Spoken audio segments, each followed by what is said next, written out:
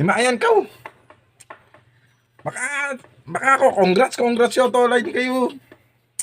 Tapos wala man lang mag-aya ng kain. Klase yan. Saan ko nga, nabisin na ko na. Hinihintay ko lang dun sa lahat ng mga sinabihan ko ng congrats. Mapapansin na pa din. Papapansin ako para alam nyo na yan. Sana.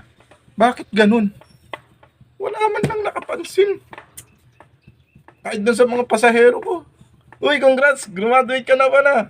Dahil sabihin nyo naman, tara kuya, kain tayo. Eh, di masaya sana ako. Ay, naku, ano ba nangyayari sa mundo? Bakit ganun?